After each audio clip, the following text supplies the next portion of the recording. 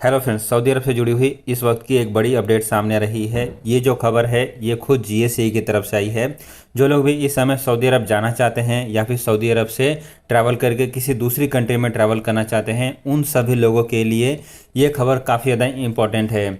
आपको बता दें कि सऊदी अरब की गवर्नमेंट के द्वारा 9 फरवरी से नए ट्रैवल के नियम लागू किए गए हैं। उन नियमों को लेकर ही यहाँ पर जीएसई की तरफ से फिर दोबारा से अपडेट दिया गया है और ये जो अपडेट है सभी एयरलाइंस कंपनियों के लिए मैंडेटरी कर दिया गया है।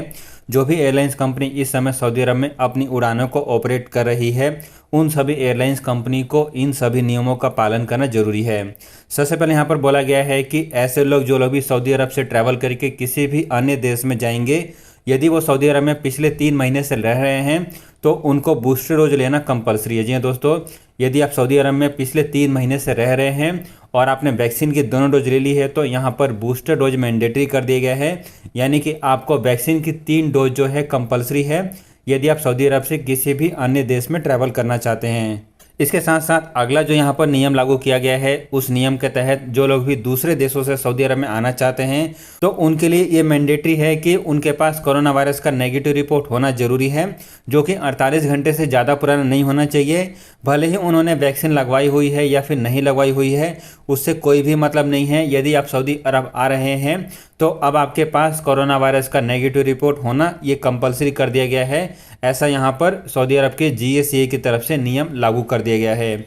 आपको बता दें कि जो बूस्टर डोज का नियम है वो 16 साल से कम उम्र वाले लोगों के लिए एप्लीकेबल नहीं है।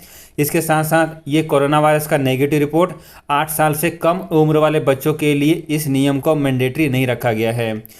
ये नई अपडेट सामने आ रही थी जीएसए की तरफ से और ये जो भी नियम है ये नियम एयरलाइंस कंपनियों के लिए लागू किया गया है। जीएसए के इस नोटिफिकेशन में बोला गया है कि एयरलाइंस कंपनियों को इन सभी नियमों का पालन करना जरूरी है।